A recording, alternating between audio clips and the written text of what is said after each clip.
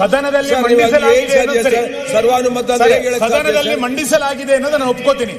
ಸರ್ವಾನುಮತದಿಂದ ಮಂಡಿಸಲಾಗಿದೆ ಅಂದ್ರೆ ಹೆಂಗೆ? ಈಗ ನಿರ್ಣಯಿಸುವಾಗಲ್ಲ ಅದನ್ನ ಹೇಳುದು. ಹೆಂಗೆ ಸರ್ ನೀವು ವಿರೋಧ ಮಾಡ್ತಿರಲ್ರಿ? ವಿರೋಧ ಮಾಡ್ತಿರಲ್ಲ. ನೀವು ಮಂಡನೆ ನೀವು ವಿರೋಧ ಮಾಡ್ತೀರಿ. ಹೌದು, ನಾವು ಮಂಡಿಸದೆ ಹಂಗೆ. ಹೌದು, ಹಾಗೆ ಮಾಡಿಸೋದು. ವಿರೋಧ ಮಾಡಿದ್ರೆ ಮಾಡಿ, ನೀವು ವಿರೋಧ ಮಾಡೋದಾದ್ರೆ ಮಾಡಿ. ಸರ್ಕಾರದ ನಿರ್ಣಯ ಸರ್ವಾನುಮತ ಅಥವಾ ಇದು ಆಗ್ಲಿ, ವೋಟಿಂಗ್ ಸದನ ಆಗ್ಲಿ, ನಿರ್ಣಯ ಆದ ಮೇಲೆ ನಿರ್ಣಯ ಒಪ್ಪದಾಗ ಮಾತ್ರ ಶಬ್ದ ಉಪಯೋಗ ಮಾಡಬೇಕು. ಸರ್ಕಾರದ ವತಿಯಿಂದ ಮಂಡಿಸಿ. ಸರ್ವಾಧಿಕಾರದಿಂದ ಅಂತೇಳಿ ಸರ್ವಾನುಮತ ಅಂತ ತೆಗೆದ್ಬಿಡಿ. ಸರ್ವ ಅಧಿಕಾರ ಅಂತ ಹೇಳಿ. ಸರ್ವಾಧಿಕಾರ ನಿಮ್ದು.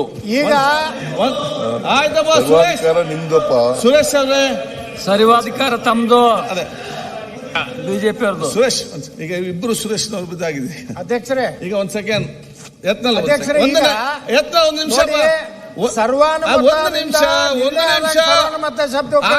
ನಿಮಿಷ. ಈಗ ಬರೇ ಮಂಡನೆ ಮಾಡಬೇಕು.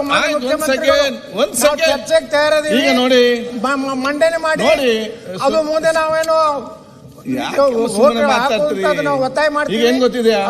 ಒಂದು ಕ್ಲಾರಿಫಿಕೇಶನ್ ಕೊಡ್ಲಿಕ್ಕೆ ಆಗ್ಲಿ.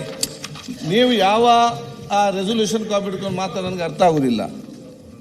ನಾವು ಇವತ್ತು ನಿಮಗೆ ಕೊಟ್ಟಿದ್ದೇವೆ, ಎಜೆಂಡಾದಲ್ಲಿ ಬಂದ ನಿರ್ಣಯ ಕಾಪಿ ಏನಿದೆ ಅದು ಕೊಡಿ. ಎಲ್ಲರೂ ದಯವಿಟ್ಟು ನಿಮ್ಗೆ ಎಜೆಂಡಾದಲ್ಲಿ ಬಂದಂತ ನಿರ್ಣಯ ಕಾಪಿಯನ್ನು ಓದಿ. ಎಜೆಂಡಲ್ಲಿ ಯಾವ್ದು ಬಂದಿದೆ? ಸುನೀಲ್, ಒಂದ್ ಸೆಕೆಂಡ್ ಅಪ್ಪ, ನಾನು ಹೆಲ್ತ್ ಕೇಳಿ. ನಿಮ್ಮಲ್ಲಿ ಬಂದಿಲ್ಲ. ಒಂದ್ ಸೆಕೆಂಡ್ ಫಿನಿಶ್ ಮಾಡ್ತೀನಿ. ಯಾಕೆ ಇದನ್ನ ಹಿಡ್ಕೊಂಡು ಚರ್ಚೆ ಮಾಡ್ತೀನಿ? ಒಂದ್ ಸೆಕೆಂಡ್ ಕೂತ್ಕೊಳ್ಳ. ಹೌದು, ಈಗ ನಮಗೆ ಬಹುಶಃ ಮಾನ್ಯ ಮುಖ್ಯಮಂತ್ರಿ ಸರ್ಕಾರದಿಂದ ಬಂದದ್ರಲ್ಲಿ ಸರ್ವಾನುಮತದಿಂದ ಇತ್ತು. ಆದರೆ ನಾವು ಎಜೆಂಡಾ ತಯಾರು ಮಾಡುವಾಗ ಆ ಸರ್ವಾನುಮತವನ್ನು ಸದನ ಅಂತ ನಾವು ಅದನ್ನು ಮೆನ್ಷನ್ ಮಾಡಿದ್ದೇವೆ. ಚರ್ಚೆ ಅವ್ರು ಸರ್ಕಾರ ಚರ್ಚೆ ಮಾಡುವಾಗ ಚರ್ಚೆ ಮಾಡ್ತಾರೆ ಅಂತ ನಿರ್ಣಯ ಮಾಡುವಾಗ ಅದು ಫೈನಲ್ ನಿರ್ಣಯ ಆಗುವಂಥದ್ದು. ಆದ ಕಾರಣ ಇದನ್ನು ಸರ್ ಮುಂದುವರಿಸಿ. ಒಂದು ಪಾಯಿಂಟ್ ಆಫ್ ಆರ್ಡರ್. ಮಾನ್ಯ ಅಧ್ಯಕ್ಷರೇ, ಇದನ್ನ ಹಿಡ್ಕೊಂಡು ಇದು ಮಾಡಬೇಕು. ಮಾತಾಡ್ಲಾ? ಮಾತಾಡಿ. ಅಲ್ಲ, ಏನು ಮಾತಾಡ್ತಾರೆ? ಏನು ಹೇಳಿದಿಲ್ಲ, ಅಜೆಂಡಾದಲ್ಲಿ ಓದಿ. ಬರತ್ ಸುಮ್ಮನೆ ಅವ್ರಲ್ಲಿ ಏನಾದ್ರು ಕೂತಲ್ಲಿ ಮಾತಾಡ್ತೀರಲ್ಲ. ಅಧ್ಯಕ್ಷರೇ, ಇದು ಅವ್ರಿಗೆ ಸದನದಲ್ಲಿ ತಾವು ಬೇರೆ ಕೊಟ್ಟಿದ್ದೀರಾ. ಮಾನ್ಯ ಮುಖ್ಯಮಂತ್ರಿಗಳು ಯಾರಿಗೂ ನಮ್ಗೆ ಕೊಟ್ಟದಲ್ಲ. ಯಾಕೆ ಅವ್ರು ಮಾತಾಡ್ಬೇಕಂದ್ರೆ ನಮಗೂ ಒಂದು ಸ್ವಲ್ಪ ಕೊಡಿ. ಅಲ್ಲ, ಇಲ್ಲಿ ಅವರಲ್ಲಿ ನೋಡಿ, ಎರಡು ಕಡೆ ಒಂದೇ ಕಡೆ ಅಲ್ಲ. ಅವರು ಮೇಲೆ ಗಂಭೀರ ಅಂತ ಅಂಶ ಪರಿಗಣಿಸಿ ಕರ್ನಾಟಕ ವಿಧಾನಸಭೆ ಸಭೆಯಲ್ಲಿ ಸರ್ವಾನುಮತದಿಂದ ಈ ಕೆಳಕಂಡ ನಿರ್ಣಯವನ್ನು ಮಂಡಿಸಲಾಗಿದೆ. ಆಮೇಲೆ ಗೌರವಾನ್ವಿತ ರಾಷ್ಟ್ರಪತಿಗಳಿಗೆ ನಿರ್ಣಯವನ್ನು ಕಳಿಸಬೇಕೆಂದು ಈ ಸದನ ನಿರ್ಣಯಿಸುತ್ತದೆ. ಏನು ನಾವು ನಿರ್ಣಯಿಸಿದ್ದೀರಾ? ಅಲ್ಲ ಅಧ್ಯಕ್ಷರೇ, ಇನ್ನೂ ಈಗ ಅದನ್ನು ಮಂಡಿಸುದಲ್ಲ, ನಿರ್ಣಯ ಆಯ್ತಾ? ರೆಸೊಲ್ಯೂಷನ್ ಪಾಸ್ ಆಯ್ತಾ? ರೆಸೊಲ್ಯೂಷನ್ ಚರ್ಚೆ ಆದ ನಂತರ ರೆಸೊಲ್ಯೂಷನ್ ಪಾಸ್ ಆಗಿ ಕಳಿಸುವುದು. ನೀವು ಇಟ್ಕೊಂಡು ಚರ್ಚೆ ಮಾಡಿದಂತೆ ಪ್ರತಿಯೊಂದು ಅಕ್ಷರದಲ್ಲಿ ಕೂಡ ಈಗ ಅವ್ರು ಮಂಡಿಸ್ತಾರೆ, ಇಲ್ಲಿ ಚರ್ಚೆ ಆಗ್ತದೆ. ಚರ್ಚೆ ಆದ ನಂತರ ನಿರ್ಣಯ ಆಗುವಂತದ್ದು. ಸರ್ವಾನುಮತದಿಂದ ಅಂತ ಮುಖ್ಯಮಂತ್ರಿ ಹೇಳೋರು ಅವ್ರು ಅಪೋಸ್ ಮಾಡ್ಲಿ, ಬೇಡ ತೆಗೆದಾಕಿದ್ರೆ ಅದನ್ನ ಹೇಳಿದ್ದು. ಸರ್ವಾನುಮತ ಬೇಡ ಬಿಡ್ರಿ. ಮಾನ್ಯ ಅಧ್ಯಕ್ಷರೇ, ಪಾಯಿಂಟ್ ಆಫ್ ಆರ್ಡರ್ ಇದೆ. Point of order.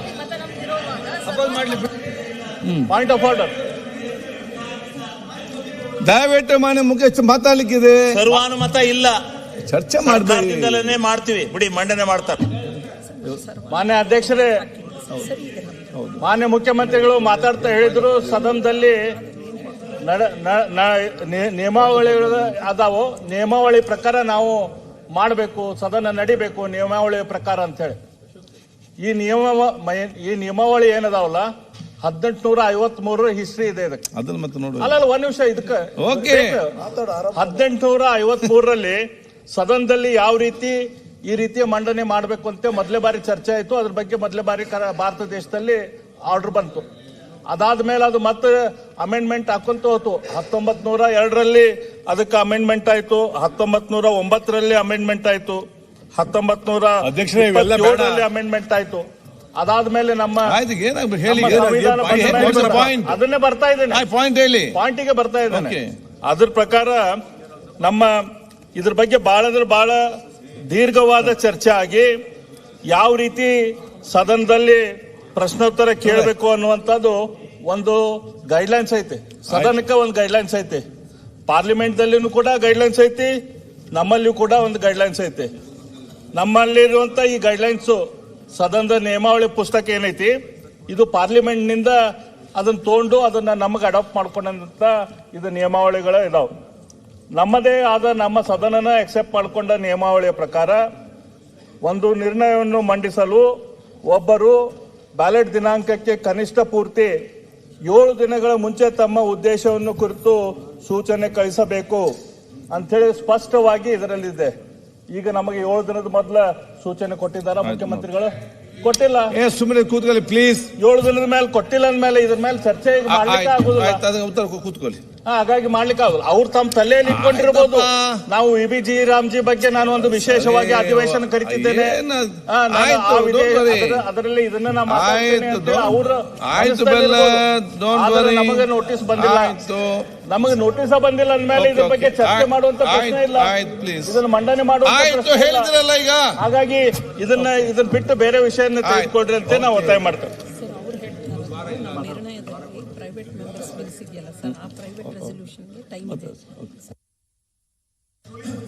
ನೋಡಿ, ಬೆಲ್ಲದವರು ಹೇಳುವಂತದ್ದು ಪ್ರೈವೇಟ್ ಮೆಂಬರ್ಸ್ ಬಿಲ್ ಇದೆ ಅಲ್ಲ, ಇದಕ್ಕೆ ಸಂಬಂಧಪಟ್ಟ ಮಾತಾಡ್ತಾರೆ. ಸರ್ಕಾರ ಒಂದು ನಿರ್ಣಯ ಸಲ್ಲಿಸುವಾಗ ಇದು ವ್ಯಾಪ್ತಿಗೆ ಬರುವುದಿಲ್ಲ. ಮತ್ತೆ ಮತ್ತೆ ಚರ್ಚೆ ಮಾಡ್ತಾ ಮಾತಾಡಿ ಸರ್, ಮಾತಾಡಿ. ಆಯ್ತಾ ಕೂತ್ಕೊಳ್ಳಲ್ಲ, ಓದ್ಕೊಂಡಿಲ್ಲ, ಎಲ್ಲ ಸರಿಯಾಗಿ ನೀವೇನ್ ಹೇಳಿದ್ರು ಸುಮ್ಮನೆ ನೀವು ಡಿಸ್ಟರ್ಬ್ ಮಾಡುವಂತ ಹೊರಟಿದ್ದೀರಿ. ನಿಮ್ಮ ಪ್ಲಾನ್ ಆನಿದೆ. ಈಗ ದಯವಿಟ್ಟು ರೂಲಿಂಗ್ ಕೊಟ್ಟಿರಲ್ಲ, ಹೇಳಿದೆ ಕೊಟ್ಟರು. ಆಯ್ತು, ಒಂದ್ ನಿಮಿಷ ಸರ್. ನಿರ್ಣಯ ಸರಿಯಾಗಿ ಓದ್ಕೊಂಡಿದ್ದೀರಾ? ಓದಿದೀನಿ ಸರ್. ನೀವು ಕೂತ್ಕೊಳ್ಳಿ ದಯವಿಟ್ಟು ಒಂದ್ ನಿಮಿಷ. ಸರ್, ಮಾನ್ಯ ಅಧ್ಯಕ್ಷರೇ, ಮಾನ್ಯ ಅರವಿಂದ್ ಬೆಲ್ಲದವರು ಈಗಾಗಲೇ ಒಂದು ಕ್ರಿಯಾಲೋಪವನ್ನು ಎತ್ತಿದ್ದಾರೆ. ಅದ್ರಲ್ಲಿ ಏನ್ ಹೇಳ್ತಾರೆ? ಬ್ಯಾಲೆಟ್ ದಿನಾಂಕಕ್ಕೆ ಕನಿಷ್ಠ ಪೂರ್ತಿ 7 ದಿನಗಳ ಮುಂಚೆ ತಮ್ಮ ಉದ್ದೇಶವನ್ನು ಕುರಿತು ಸೂಚನೆ ಕಳಿಸಬೇಕು ಅಂತ. ನೀವೇನ್ ಹೇಳ್ತಿದ್ದೀರಿ? ಅದು ಖಾಸಗಿ ಸದಸ್ಯರಾದ್ರೆ ಮಾತ್ರ, ಮಿನಿಸ್ಟರ್ ಆದ್ರೆ ಅಲ್ಲ ಅಂತ, ಸರ್ಕಾರ ಆದ್ರೆ ಅಲ್ಲ ಅಂತ. ನೀವು ಸಂಸದೀಯ ಪದ್ಧತಿ ಪ್ರಕ್ರಿಯೆ ಪೇಜ್ ನಂಬರ್ 770 ತಗೊಳ್ಳಿ. ವಾಸ್ತವಿಕ ಪದ್ಧತಿಯ ಪ್ರಕಾರ ಸರ್ಕಾರಿ ನಿರ್ಣಯಗಳಿಗೆ ಸೂಚನಾ ಪತ್ರದ ಅವಧಿಯನ್ನು ಗೊತ್ತುಪಡಿಸಲಾದಾಗ್ಯೂ ಯಾವ ದಿನಾಂಕದಂದು ವಿಷಯವನ್ನು ಕಾರ್ಯಕಲಾಪ ಪಟ್ಟಿಯಲ್ಲಿ ಸೇರಿಸಲು ಪ್ರಸ್ತಾಪವಾಗಿದೆಯೋ ಆ ದಿನಾಂಕಕ್ಕೆ ಹಲವಾರು ದಿವಸಗಳ ಮುಂಚಿತವಾಗಿ ಸಚಿವರು ಸೂಚನಾ ಪತ್ರಗಳನ್ನು ನೀಡುವರು ಅಂತಿದೆ. ಇದು ಹಲವಾರು ದಿವಸದ ಮುಂಚೆ ಅಂತ ನಿಮ್ಮ ಇದರಲ್ಲಿರೋದು, ಪ್ರಾಕ್ಟೀಸ್ ಅಲ್ಲಿರೋದು. ನೀವು ಯಾವ ಇವತ್ತು ಕೊಟ್ಟಿರೋದು ಅಜೆಂಡಾದಲ್ಲಿ ಯಾವ ಗೊತ್ತುವಳಿ ಪ್ರಕಾರ ಮಾಡ್ತೀವಿ? ನೀವೆಲ್ಲ ಬುದ್ಧಿವಂತ ಸೀನಿಯರಿಗೆ ಮಾತಾಡ. BSc ಅಲ್ಲಿ ನೀವೆಲ್ಲ ಇರ್ಲಿಲ್ವಾ? ನೀವು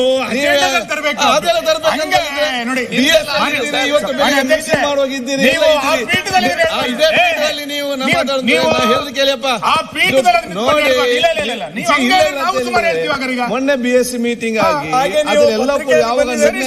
ಚರ್ಚೆ ಆಗಿ ತದನಂತರ ಪ್ರತಿ ದಿವಸವೂ ಕೂಡ ನಿರ್ಣಯ ಬರ್ತದೆ, ಅದು ಚರ್ಚೆ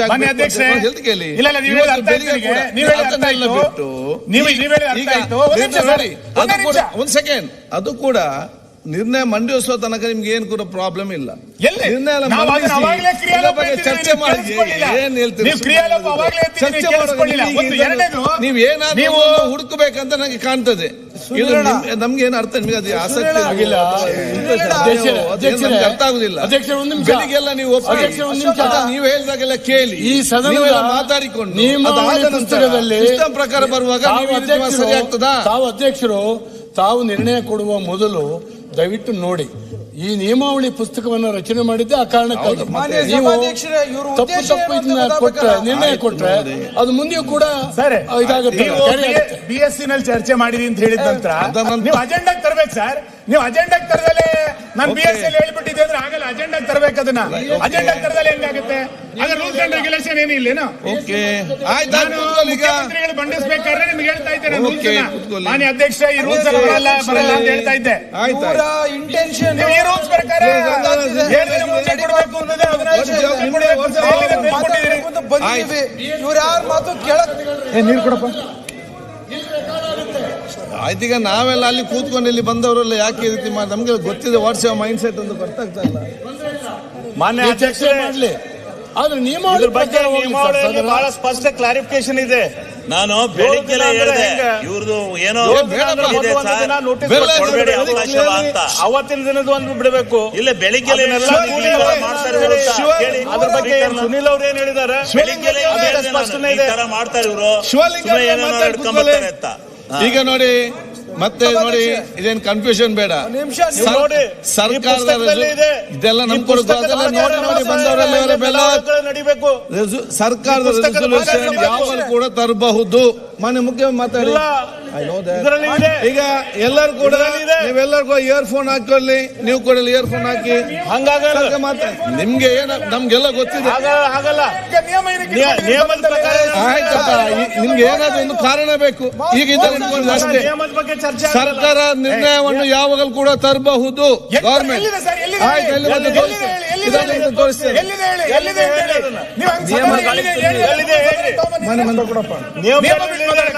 ನಿಯಮದ ಪ್ರಕಾರ ತೋರಿಸ್ರಿ. ಏನ್ ಹೇಳಿದ್ರು ಅದನ್ನ ಮಾಡ್ತಿದ್ರು. ತೋರಿಸಿದ್ದಾರೆ. ಅಲ್ಲ ಮುಖ್ಯಮಂತ್ರಿಗಳ ನೀವು ನಿರ್ಣಯ ಮಂಡನೆ ಮಾಡಿ. ನಿಮ್ಮ ತಕರಾರು ಏನು ಎತ್ತಬೇಕು ಅದನ್ನೆಲ್ಲ ಎತ್ತಿದ್ದೀರಿ. ಇನ್ನು ಅವ್ರು ಕೊಟ್ಟಿಲ್ಲ, ರೂಲಿಂಗ್ ಕೊಟ್ಟಿಲ್ಲ. ಅಧ್ಯಕ್ಷರು ಹೇಳಿದ್ದಾರೆ. ರೂಲಿಂಗ್ ಕೊಟ್ಟಿಲ್ಲ. ರೂಲಿಂಗ್ ಕೊಟ್ಟಾಯ್ತು. ಇಲ್ಲ ಕೊಟ್ರೆ ಅದು ರೆಕಾರ್ಡ್ ಗೊತ್ತಾಗ್ತದೆ. ರೂಲಿಂಗ್ ಕೊಡ್ತಾರೆ ಸರ್, ರೂಲ್ಸ್ ಪ್ರಕಾರ ರೂಲಿಂಗ್ ಮತ್ತೆ ನೋಡ್ತೇನೆ ನಾನು. ರೂಲಿಂಗ್ ಕೊಡಬೇಕಾಗುತ್ತೆ. ನಿಮ್ಗೆ ಏನಾದ್ರು ಒಂದು ಕಾರಣ ಬೇಕು ಅಷ್ಟೇ. ಈಗ ಅಷ್ಟೇ. ನೀನು ಮತ್ತೆ ರೂಲಿಂಗ್ ಕೊಟ್ಟ ಮೇಲೆ ಪ್ರಸ್ತಾಪ ಮಾಡಕ್ ಬರಲ್ಲ. ಅದೇ ನಿಮ್ಗೆ ಏನ್ ಬೇಕಾದ್ರೂ ಹೇಳ್ಬಹುದು. ನಾನು ಮಾತ್ರ ಹಾಗೆ ಹೇಳ್ಬಾರ್ದು. ನಿಮ್ಗೆ ಮನಸ್ಸು ಬಂದ ಹೇಳ್ಬಹುದು. ಆಯ್ತು, ಈಗ ನೀವು ರೂಲಿಂಗ್ ತಗೊಂಡ್ರೆ ರೂಲಿಂಗ್ ಕೊಟ್ಟಿದ್ದೇನೆ, ತಪ್ಪಿದ್ರೆ ಮತ್ತೆ ನೋಡುವ. ಅಧ್ಯಕ್ಷ ನೀವು ಒಂದ್ ನಿಮಿಷ ಕೇಳಿಸ್ಕೋಬೇಕು ಸರ್. ಕೇಳಿಸ್ಕೊಳ್ಳಿ ಸರ್. ಅಧ್ಯಕ್ಷರೇ ಸರ್ ಒಂದೇ ನಿಮಿಷ, ರೈಡರ್ ಒಂದ್ ನಿಮಿಷ, ನಾನು ಆಮೇಲೆ ಬರ್ತೀನಿ ಸರ್. 772 ತಗೊಳ್ಳಿ ಸರ್. ಅದ್ರಲ್ಲಿ ಏನ್ ಹೇಳ್ತಾರೆ ಅಂದ್ರೆ, ನೀವು ನಿರ್ಣಯ ಮಂಡನೆ ಮಾಡಿ ಅದನ್ನ ಅಂಗೀಕಾರ ಮಾಡಬೇಕು ಅಂದಾಗ ಬಹಳ ಕ್ಲಿಯರ್ ಹೇಳ್ತಾರೆ ಅದರಲ್ಲಿ. ರಾಜ್ಯಸಭೆಗಿನ ಆಗಿನ ಎಲ್ಲಾ ಸದಸ್ಯರ ಬಹುಮತದ ಮೂಲಕ ಅಂಗೀಕರಿಸಿದ ರಾಜ್ಯಸಭೆಯ ನಿರ್ಣಯದ ಮೂಲಕ ಅವನ ಪದದಿಂದ ತೆಗೆದುಹಾಕ ಸೂಚನಾ ಪತ್ರವನ್ನು ಮಂಡಿಸುವ ಆಶಯದ ಬಗ್ಗೆ ಕೊನೆಯ ಪಕ್ಷ 14 ಸೂಚನಾ ಪತ್ರವನ್ನು ನೀಡಿದ ತರುವಾಯವೇ ನಿರ್ಣಯವನ್ನು ಮಂಡಿಸಬಹುದು ಅಂತಿದೆ. ಇದ್ರಲ್ಲಿ ನಂದಲ್ಲ, ಇದು ನಂದು ಬಿಜೆಪಿ ಸಂವಿಧಾನ ಅಲ್ಲ, ನಿಮ್ಮ ರೂಲ್ಸ್ ಅಂಡ್ ರೆಗ್ಯುಲೇಷನ್ ಹೇಳ್ತಾ ಇರೋದು. ಈಗ ನೋಡಿ, ನೀವು ಪಾಯಿಂಟ್ ಆಫ್ ಇರ್ತಿದ್ದೀರಿ, ನಾನು ಅದಕ್ಕೆ ರೂಲಿಂಗ್ ಕೊಟ್ಟಿದ್ದೇನೆ ಸರಿ. ಅದನ್ನು ಹೇಳಿರಲಿಲ್ಲ. ಸರ್ಕಾರ ಒಂದು ನಿರ್ಣಯ ಮಂಡಿಸುವಾಗ ಅದಕ್ಕೆ ರೂಲಿಂಗ್ ಕೊಡ್ಬೇಕಾದ್ರೆ ರೂಲ್ಸ್ ಬೇಕಲ್ಲ. ಆಯ್ತು, ರೂಲ್ಸ್ ಅಲ್ಲೇ ನೋಡಿ, ನೀವು 140 ನಿರ್ಣಯದಲ್ಲಿ 147 ನೋಡಿ. ಅದಕ್ಕೆ ಇದರಲ್ಲಿ ಏನು ಹೆಚ್ಚು ಕಮ್ಮಿ ನೀವು ಮತ್ತೆ ಬಂದು ಮಾತಾಡಿ. ಅಲ್ಲ, ಇದು 147 ಪ್ರಕಾರ ನೀವು ಮಾತಾಡಿ. ಇಲ್ಲಿ ಆಯ್ತು, ನಿಮ್ಗೆ ಏನಾದ್ರು ಒಂದು ಕಾರಣ ಇಟ್ಕೊಂಡು ನೀವು ಮಾತಾಡ್ತೀರಾ? ಆಯ್ತು, ಇದ್ರಲ್ಲಿ ಸುಮ್ಮನೆ ಏನಾದ್ರು ಒಂದು ನಿಮ್ಗೆ ಬೇಕು ಮಾತಾಡೋಂತ ಮಾತಾಡ್ತಾರಲ್ಲ. ಕೊಟ್ಟ ಮೇಲೂ ಕೂಡ ಪುನಃ ಏನಿಲ್ಲ, ನಿಮ್ಗೆ ಸುಮ್ಮನೆ ಏನಾದ್ರು ಮಾತಾಡ್ತಾ ಹೋಗ್ಬೇಕಂತ ಬೇರೆ ರೂಲಿಂಗ್ ಕೊಟ್ಟಿದ್ದೇನೆ, ಮತ್ತೇನ್ ಬೇಕು? ಅದಾದ್ಮೇಲೂ ಮಾಡ್ತೀರಿ? ಪ್ರಾರಂಭ ಮಾಡಿದ್ರೆ ಇಲ್ಲ ಪ್ರಶ್ನೆ ಮಾಡ್ತೀವಿ ನೋಡಿ. ನಿಮ್ಗೆ ಗೊತ್ತು, ನಮ್ಗೆ ನೋಡಿ, ಗೊತ್ತಿಲ್ಲ. ನೀವು ಕೇಳಿ, ನೀವು ಬೆಳಿಗ್ಗೆ ಏನೆಲ್ಲ ಹೇಳಿದ್ದು ಅದೆಲ್ಲ ಕೂಡ ನಿಮ್ಗೆಲ್ಲ ಕೂಡ ಸಾಕೊಂಡಿದೆ. ಆವಾಗ ನೀವು ಏನಲ್ಲ ಮಾಡ್ತಾ ನಿಯಮ ಓದಿದ್ರೆ ಅಸಂಬದ್ಧ ಅಂದ್ರೆ ಆಯ್ತು. ನಿಮ್ಮ ಅವರು ಓದ್ಕೊಂಡಲ್ಲೂ ಮಾಡಿರೋದು ಅಧ್ಯಕ್ಷರು ಆಯ್ತು ಹೇಳಿದ್ದೇನೆ ನೋಡಿ. ನೀವು ಬೆಳಿಗ್ಗೆಯಿಂದ ಚರ್ಚೆ ಆಗ್ತದೆ. ಏನಾದ್ರು ಒಂದು ಕಾರಣ ಇಟ್ಕೊಂಡು ಚರ್ಚೆ ಮಾಡೋದು ಬೇಡ. ಆಯ್ತು, ಸರ್ಕಾರ ನಿರ್ಣಯ ಮಂಡಿಸುವಾಗ ಸಮಯ ಕೊಡಬೇಕು, 14 ದಿನ ಸಮಯ ಕೊಡಬೇಕು ಅಂತಕ್ಕಂಥದ್ದು ಎಲ್ಲೂ ಕೂಡ ಇಲ್ಲ. ನಿರ್ಣಯ ಮಂಡಿಸಬಹುದು. ನೋಡ ನಿಯಮ 147 ಓದಿಯಪ್ಪ. ನೋಡಿ ನಾನು